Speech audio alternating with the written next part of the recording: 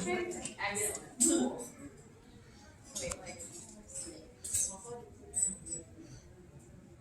Wait, welcome, everybody. Can you guys hear me? Yeah. Sweet, thank you. Okay, so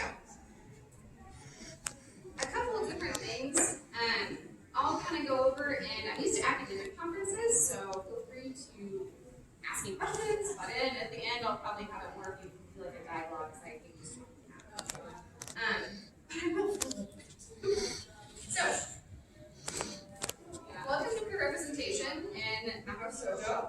This presentation is an elaboration of my prior research, which goes over the cultural significance of diversity in American and Japanese adaptations. This genre is near and dear to my heart, and I grew up loving magical girls, especially Cabcoon Sakura. I actually have a giant tattoo on my leg. This panel's content was adjusted slightly to be suitable for everyone, including children. I'd like to remind everyone present that I'll be speaking in terms of both queerness and in terms of desire or sex. So just as a kind of cover warning so that everyone's on the same page.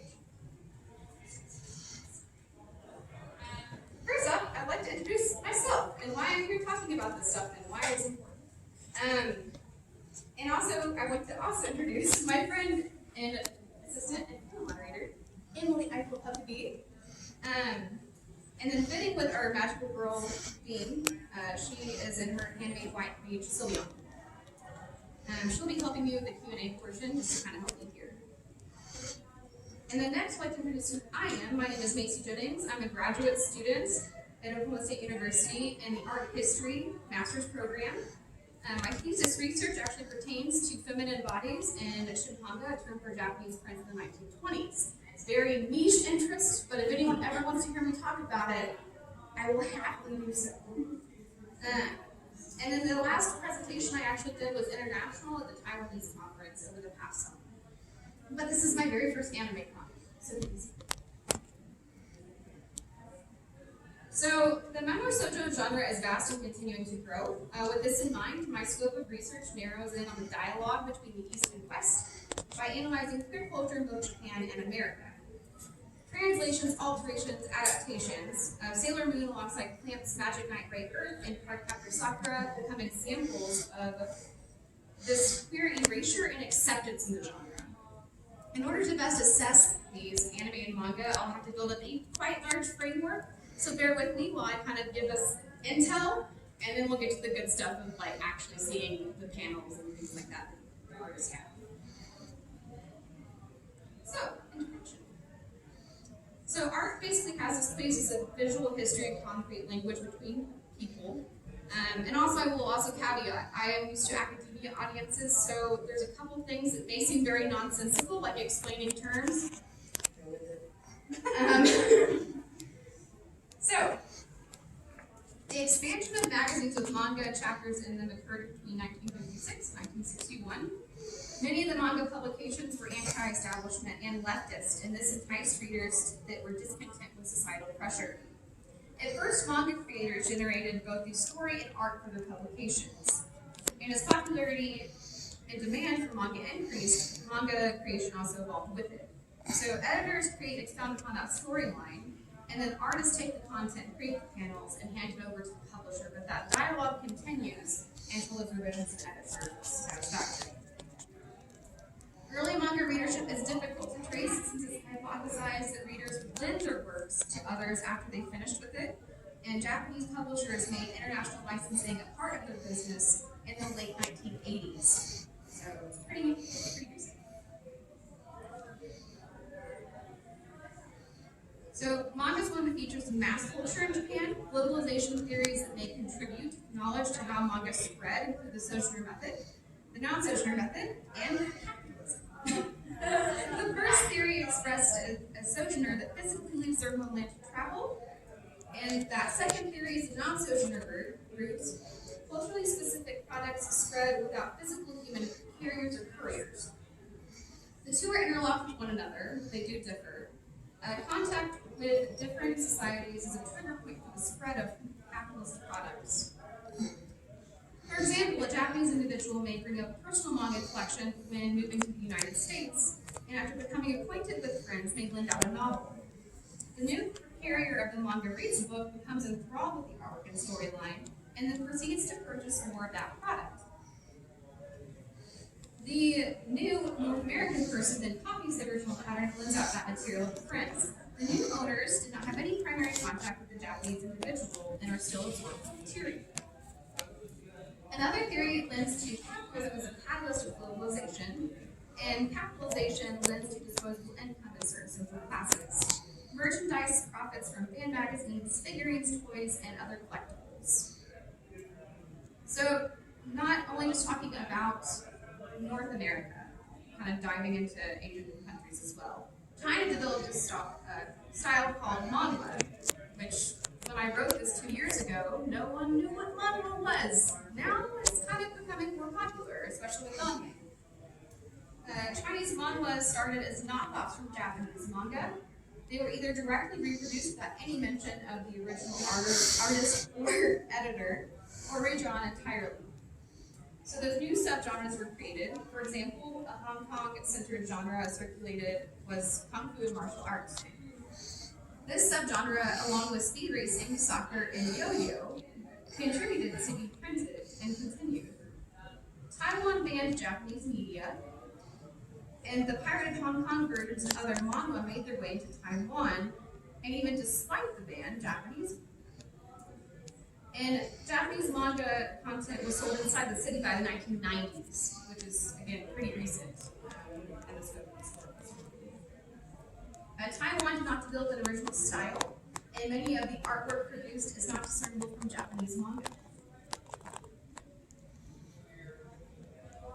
Korea also had a widespread ban on Japanese products, and as a result, read many Chinese and Taiwanese manhwa, as well as bootleg Japanese manga.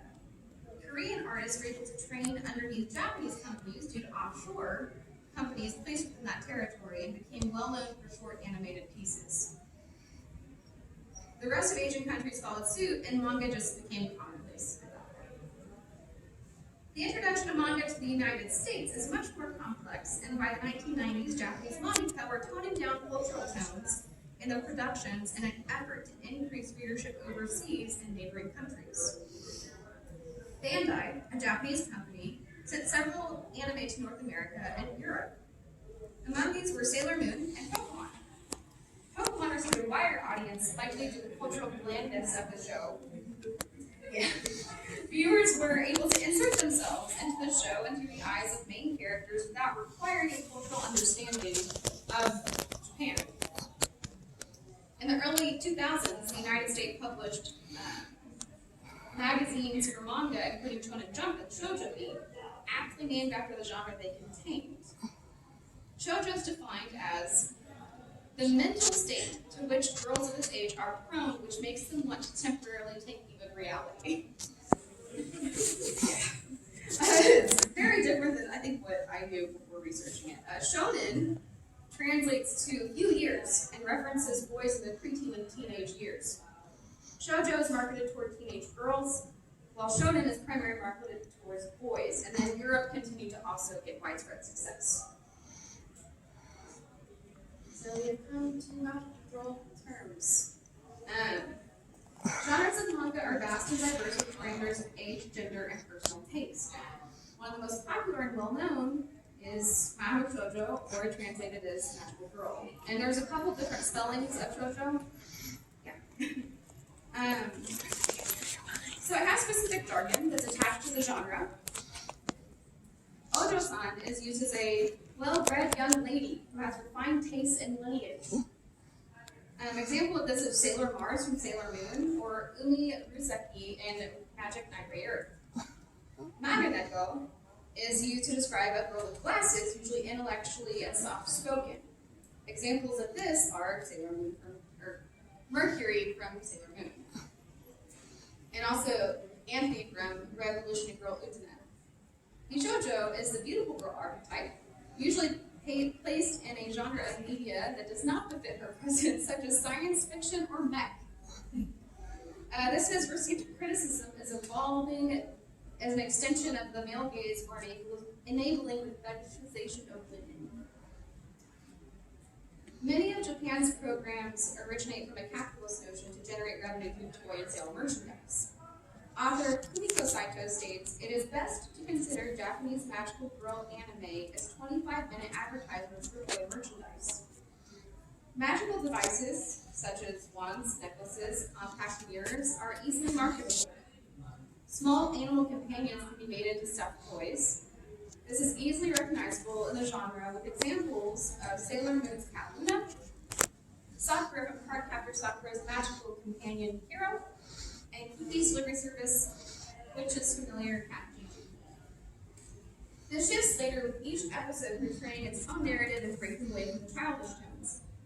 The first magical girl anime came from Toei Productions in the form of Sally the Witch and Secret Opera Jam. And I didn't include this, but I think it's actually a funny caveat, which is Bewitched, the sitcom, actually kickstarted Magical Girl. Both idealized family roles and subservience, and did not bend gender or sexuality. Toei then attempted to capture a larger audience with more sexualized variations of Magical Girl audience, with more adult bodies after transformation sequence.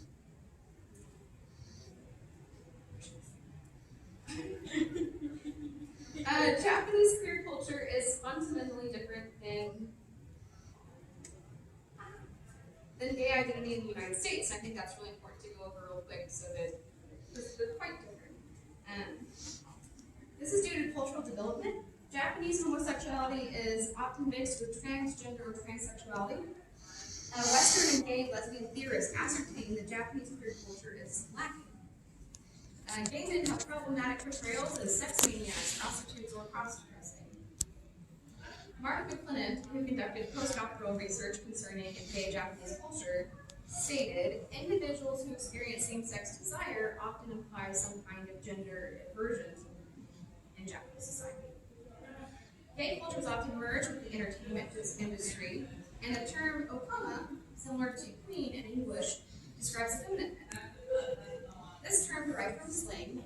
Onabe is the converse meaning of okama, and these men would appear heteronormative with masculine features and demeanor. The creation of those terms in and of itself kind of denotes a queer population of even form. There's a lot of lack of research. I could go into that. There's a lot of lacking maybe due to threats of violence or the long history of queer just violence in general. Gay pride marches, publications, or any community were vacant. Many Japanese gay men view the Western notion of gay identity too limiting to the personhood and hold ambivalent feelings towards sex with men or women. Many gay Japanese men have expressed the desire to still be married to a woman with the goal of viewing marriage as creating a family. Marriage is seen as an arrangement between two outwardly compatible people, and the threat that gay culture lends to Japanese society is more in a familial structure than viewing marriage as a sacred union. Gay couples are not allowed to hold hands in public without facing humiliation or shame, and this culture lends to strong ancestral familial ties. Many gay couples are concerned with their parents' well-being, this being the primary reason that many gay men do not come out for fear of publicly shaming their families. The 1990s saw a surge in portrayal of same-sex relationships in media, including manga. Homosexuality is often displayed as highly romantic. Youthful relationships between attractive men by female authors in the category of shonen. Despite the popularity of the genre, gay rights still lack. A gay rights group called OCCUR, OCCUR, is present in Japan and utilizes Western ideals of gay identity. This is a significant sign of globalization affecting the gay culture, and it is vital to note that there are no native religions that hold a negative stance on homosexuality, and gay marriage was not only briefly criminalized back in the late 1800s. So, vastly different.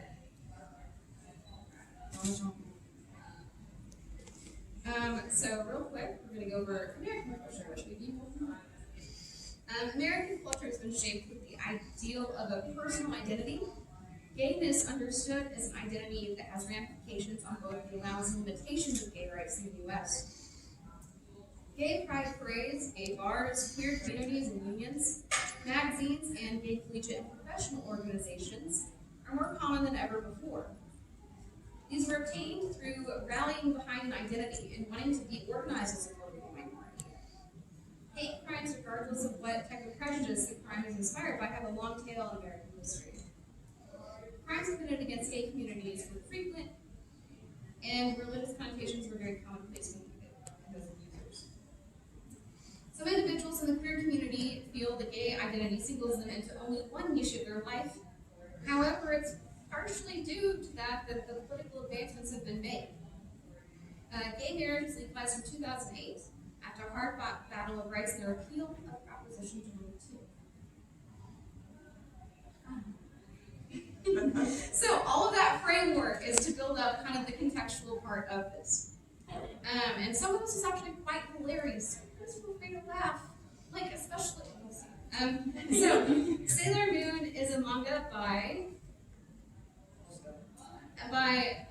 Naoko Takeuchi in the magical girl genre. The premise of the show centers around a schoolgirl named Usagi, who obtains the power to transform into the superheroine Sailor Moon. She is tasked with locating the other Sailor Scouts, who are consequently named after the planets, and each girl has a power based on the planet she aligns with. Together, they fight an array of villains to protect their planet. The manga circulated in Shoujo magazine Nakiyoshi from 1991 to 1997, and aired as an anime adaptation in Japan from 1992 to 1997 as well, by Toei Animation. North America began airing the English dub in the 1990s, and dub is an abbreviated for double, used to signify alternate language voiceover medium. Sailor Moon was canceled between 1997 and 2003.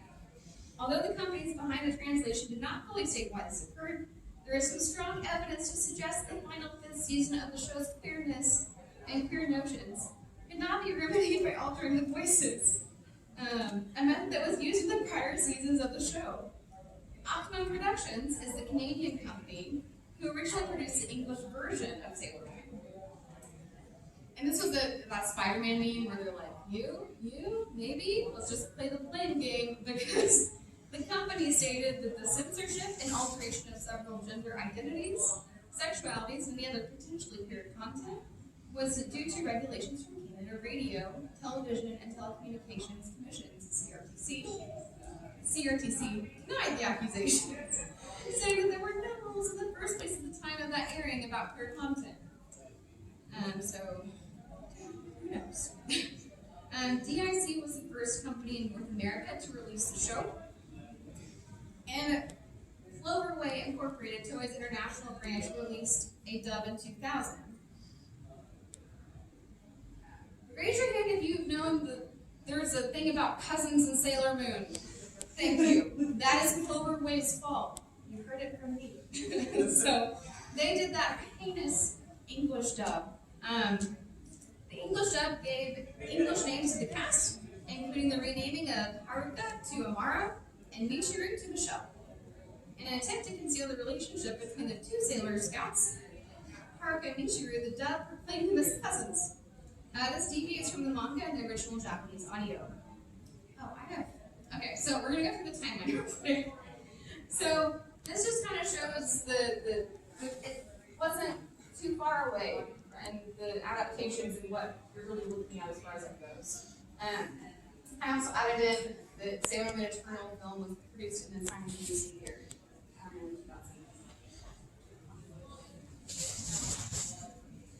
So these are a couple different examples. So this is one of the Sailor Moon manga that was, obviously after the appropriate translation. So clearly stating that there are a couple.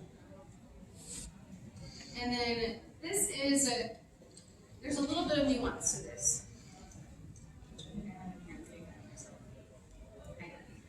So the dub gave them English names, deviated. In the Japanese version, two men named Soitsi and Malkite are in a relationship. The English version changed Soitsi to a woman because they couldn't unqueer it otherwise. Haruka is depicted as a male student until the girls are dumbfounded to find out she's a female Sailor Scout. In the manga, Japanese audio, and later English adaptations, Haruka is described as pangender, or non-binary, which falls under non-binary. And it depends on which translation you're looking at. So this is from Sailor Moon Crystal. So is it important if I'm male or female? And then I think the other one was like man, woman, why would it matter? And then yet again, we have is both a man and a woman. Anyway, all falls under non-binary umbrella. The last season was omitted from airing the Contained Stars arc. This season contains characters that are female on their home planet but are portrayed as male with sexual preference toward women on Earth. Viz Media released an alternate recording for the English dub in 2014. And this kept closer to the source material, the translations, and retained all the queer content. The series also rebooted in 2014 with Sailor Moon Crystal, and is updated with animation techniques and computer-generated imagery CGI. So this one might be a little bit old. Does anyone here know Magic Knight Ray Earth? Bless you. Bless you. Alright, I am a massive plant fan. So Sailor Moon kind of hit the speedway with this kind of genre with aligning powers, and then plant comes into the contention. So Magic Knight Ray Earth began in Naka Kiyoshi from 1993 to 1995. And was created by Team Clamp. The all-female artist group was commissioned from magazine editors at first. Clamp's flowing art style is filled with shoujo flourishes of flowers, stars, shimmers, and swirls. Their work links together to form a multi-universe, and often characters retain their relationships into their alternate worlds. The artist group consisted of 4 members and was founded in the mid-1890s. 1980s. 1980s. Yes! That's why we have both. Magic Knight Ray Earth follows the storyline of 3 young girls, each equipped with elemental type magic similar to Sailor Moon. They're transported to an alternate world of Sephiroth to save captive Princess Emerald, and the story draws from Sailor Moon's previous success in this way. Although the 3 hold true to shoujo concepts of naivety, truth, and friendship becoming the ultimate power source, the series blends in the shoujo tendencies with the presence of giant mechs and portraying older women with heavily clad makeup and dark armor as illnesses. However, the ending creates an alternate commentary on the portrayal of shoujo. The series ends with 3 girls finally facing Princess Emerald, only to find out she has shed her previous innocence of the look of a white dress, long flowing hair, and childlike features, to become an adult, featuring white robes encased in black armor. Emerald has failed her duties to the kingdom by falling in love with a man, and requests for the girls to sacrifice her in order to restore balance to the kingdom. After the girls defeat her, so they actually did just defeat her, which is heartbreaking. They return to Tokyo, Japan, pulling each other and crying. I just realized while the work still depicts shoujo mindset of daydreaming trio, the women's societal rhetoric under the guise of innocence, it creates a feeling of unease in the reader. There's no true triumph. All parties involved are heartbroken. Both Sailor Moon and Magic Knight Ray Earth led to the creation of Cardcaptor Sakura. So I think a lot of people think that Cardcaptor Sakura was around the same time frame, and it is, but it wouldn't have existed without those other 2. Cardcaptor Sakura is another magical girl manga by Clamp. It was published from 1996 to 2000. The anime adaptation aired from 1998 to 2000 in Japan. And the show centers around elementary school girl Sakura Kinomoto, who accidentally breaks the seal to magical cards. The cards contain elemental magic, and the rest of the show is spent having her trying to collect them. She resides with her father and brother, and with her mother absent, each one shares the burden of household chores. And this is yet another specific commentary on female societal familial roles. The company Nelvana produced an English dub that aired on kids television from 2000 to 2001. The show is heavily edited, with only 39 episodes remaining from the original 70. So they tried to unqueer it and had to basically cut it in half. The company edited out the queer content of the show, Tomoyo, Sakura's best friend who creates costumes for her to fight in and films her battles for the cards, shifts from having a crush on her to having platonic feelings. The manga expresses this proclamation of love by Tomoyo to Sakura. So in this specific panel, in this translation, which is through to the Japanese, is saying that when she says that she loves me, she means something different. And then this is also just some splash art, so it's like cover art that Clamp did. So one of the most canonically popular relationships in Clamp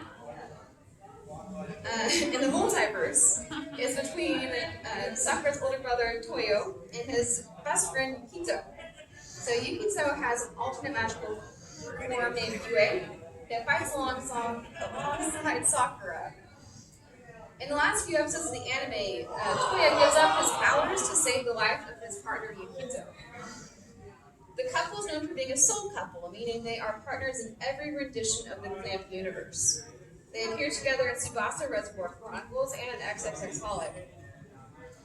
Tokyo Pop released an English translation of the manga from 2000 to 2003. These did not edit out the pure content, and soon after their licensing expired, Dark Horse Comics released omnibus editions.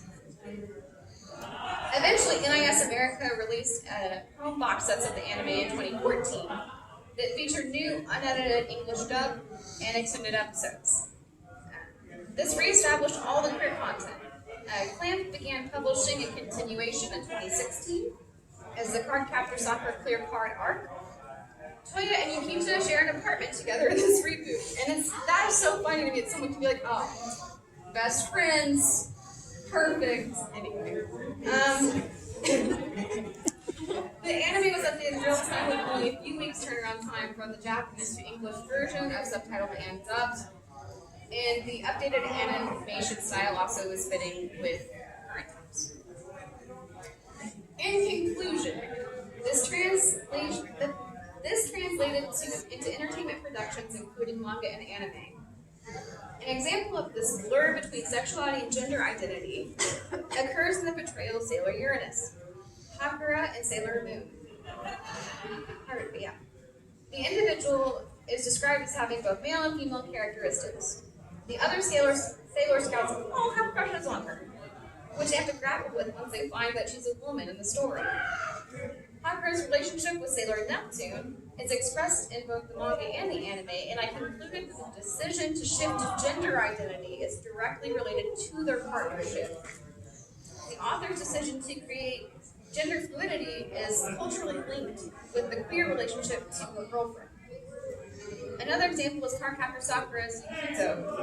This character is portrayed as a soulmate to Sakura's older brother, Toya. The character has feminine features that are continually noted on throughout the whole thing. So it's basically saying it's impossible to be queer unless you're a pretty boy.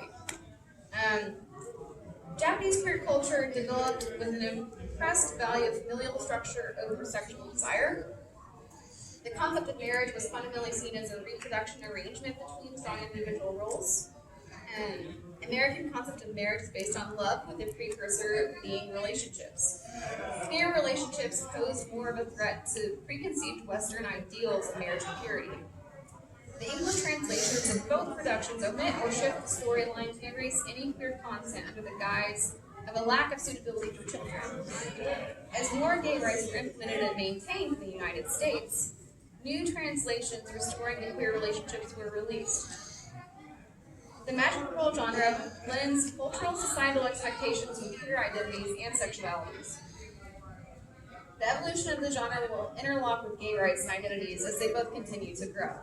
And I think they have as well. I didn't include this, but I need to think about like Madoka Magica as well.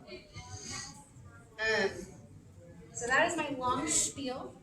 Thank you all for coming to the panel, and your support means a lot. I'd like to know a few items were omitted from my research in order to make it very friendly for everyone. I'm happy to email copies of my full paper if anyone is interested.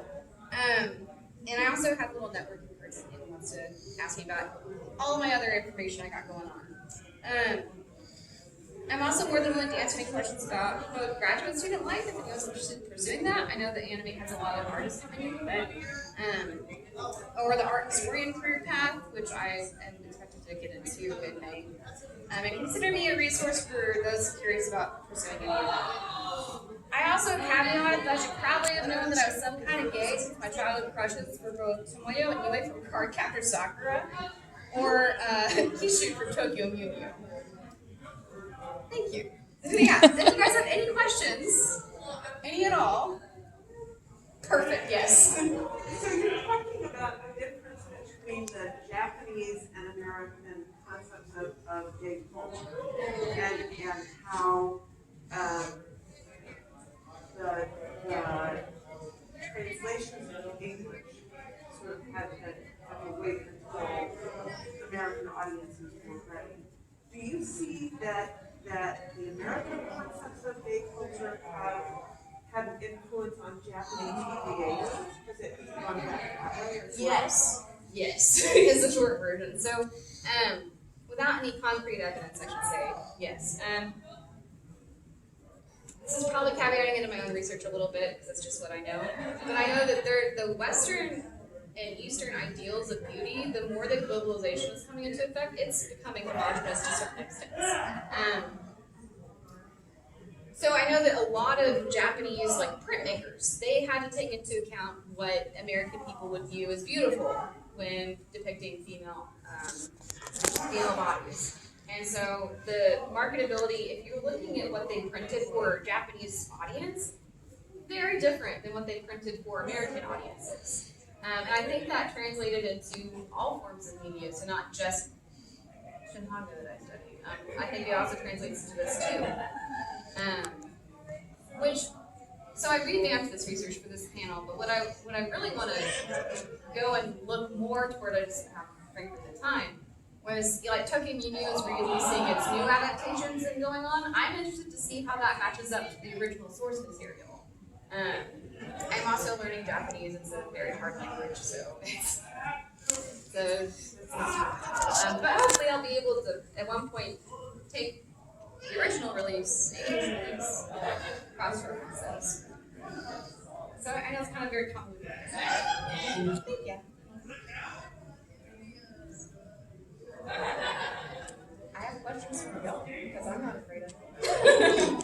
And also here are my sources that I know that everyone's like. So I wanted to ask you guys what your favorite queer ships were. So they can be crack or canon. Here. This is your own universe, just whatever you would like to make of it. Do you know anything about gravitation? Huh? Do you know anything about Gravitation? I don't. I'm sorry, I failed you. But what characters do you ship in it? I think everybody's Pretty sure everyone is gay yeah. in that spout. There's a couple shows like that where it's like it's questionable at best or whatever. Goes around everyone and but it came out in the same year. Is it an anime or manga or both? It's both. I don't know this. Man, I'm learning so much today too. That's 2 for 2 with y'all. Yeah, what other ships? President Mike and Aizawa, that ship. Yes. Accurate. Yes. My favorite is Scrappy and Ochiko. Gravity. You know Yes. They should have been together, and I don't like that they're kind of straying away from that. Which is, that's nothing so shonen anime, right? That falls under shonen. Kind of makes it not as gay for some reason. I don't know why. I feel like shonen manga or anime accidentally makes everything gay and then won't own up to it. You mean sports anime? Oh my gosh, yes. You can tell me the whole cast of Haiku. Exactly. Sorry, if anybody is watching or reading the current One Piece arc, that's a whole nother. It's all. I feel like with they make the rivalry too strong. For example, I feel like Naruto, you can't spend 600 episodes chasing after a guy, not be gay for him. That is excellent. That is a really good example. Well, another example is Hunter x Hunter. Oh gosh. And God. Yeah, you gonna look me in my eyeballs and tell me that I'm wrong about that? No. That's He said that is the gayest character. The guy. Yes. He's a Wall Street. yeah. I know in the manga, isn't he canonically married to His brother? Yeah. Mm-hmm. Yeah, random facts that I'm like, I don't have to. It's both canon and non-canon because they won't explain so far. We just know that when one of them dies, the other one gets the money. Yes. And murder is not out of the question. I'm over here like, what is American law? But I'm just saying. And also, probably Dottie and Pops. Yes. It's probably one of my favorites as well. Actually, just all of My Hero. Bakugo and Kirishima. Yes. Absolutely. I couldn't think of Kirishima's name. It's like the rock hard guy. Even Deku and Bakugo, it's like kind of weird of a ship as that is. I stand by it. I stand by it. Because like, who else would Just make it yes, as well. Like, there's so many things, and I think there's this interesting idea of trying to play with. Is it us like self-inserting ourselves into this and being like, this is how I would view this, or is it kind of gay? And I think it's the kind of gay part. So, and I'll die on that hill. Yes, the montage for Rhodey and Deku in the new movie was Yes. kind of really good.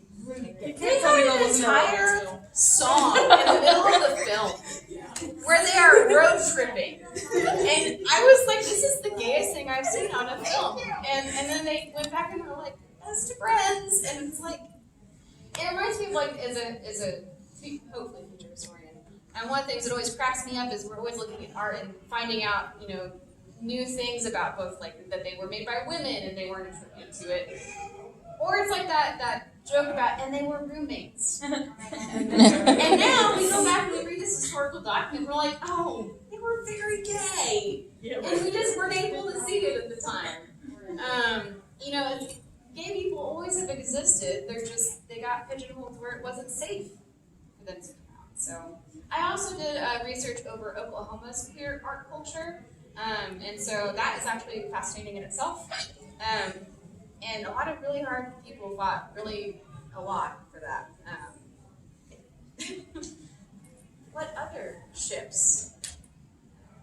Don't fail me, guys. There's got to be just one more. Have you seen Snake Infinity? Yes, the entire everybody is gay. Joe and Cherry, the voice actors, have you seen their TikToks? Cherries? Yes. Amazing.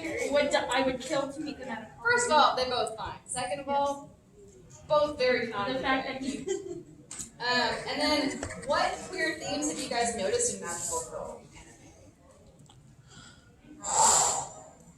Huh?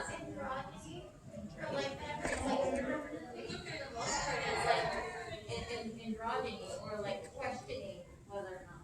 Yeah, and I think that's part of I think it is. I say this hesitantly. I would like to think maybe it's optimism that it's getting a little bit better eventually.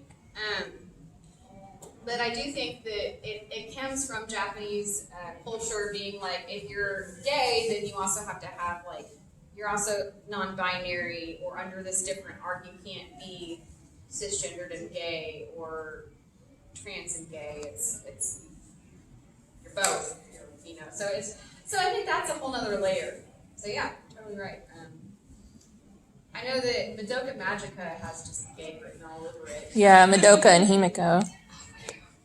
And I mean, but it's crazy to me that there's so much into this. And like, personally, I'm pansexual, but I grew up being like, oh, I'm totally straight until I was like well into adulthood. I literally liked like Tokyo Mew Mew, the whole cast, and I had the audacity to be like, I'm straight. I'm not. Yeah. And then same with Cardcaptor Sakura, the whole cast. They're all just great. Because I was a kid, and I'd be like, I love Tomoyo, she's so pretty, and that's friends. And then, follows you into adulthood. I'm like, well, good lord. But yeah, there's also, there's no younglings here. There's a particular incident.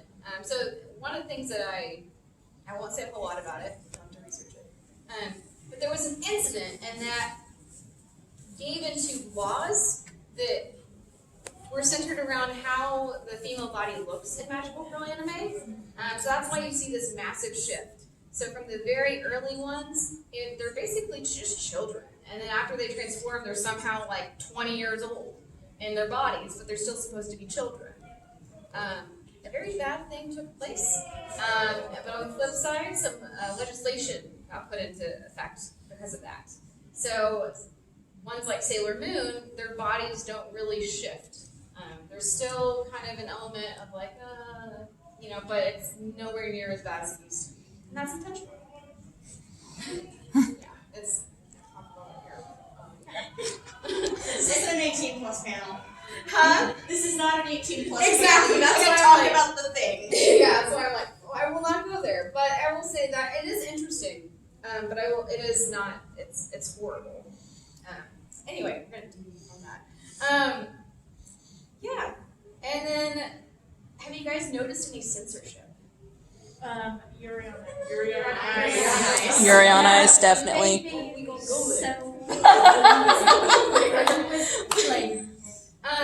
What was it? There was a show recently where they canonically kiss on scene. It's not Yuri on Ice, it's a different one. This is where my brain remembers tidbits. Banana fish they kiss on scene. I think it was Banana Fish. Yeah, they kiss. Which I haven't watched because I know that it's sad. Oh, Yeah. so It is that's so the sad. benefit. I don't feel like crying. Yeah, it was pretty. It was a lot of fun. Well, and also so Yuri on Ice, we can also see the kind of same thing where they're all a little bit more effeminate, and we can go over that. I mean, gender is a societal construct. I have that whole speech. Yeah, like it's just, and so I think I will be happy once we get to see people just, or I guess characters, being like just themselves and being queer and not being made, oh yeah, I'm dressed as She-Ra, I forgot that. Oh my god. So I know it's not magical girl, but that's also something where the East and the West are heavily linked. So I think that this new adaptation of She-Ra was totally produced because of the popularity of Magical Girl.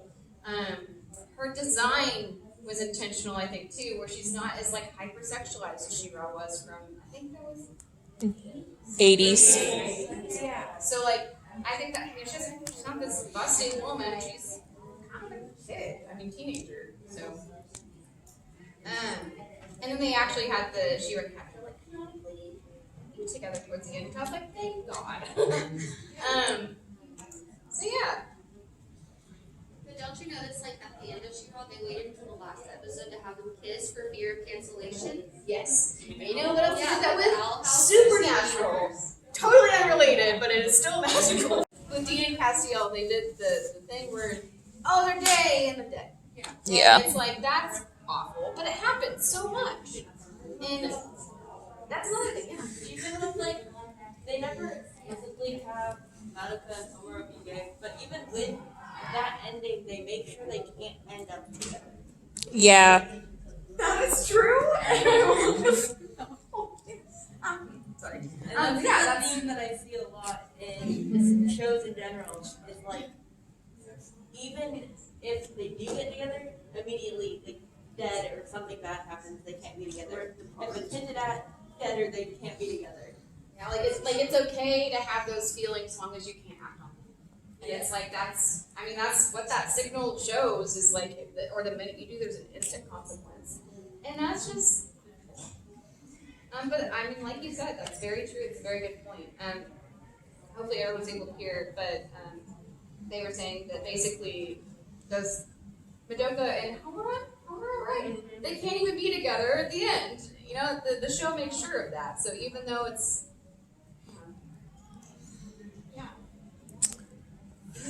Any other questions? If not, I think we're coming to a close. Maybe one more? Any more? Closing thoughts. Okay, cool. All right, I will call it time and end, but I'll stick around if you guys have any questions or want to nag me about your research, please. Thank you. Awesome. Thank you.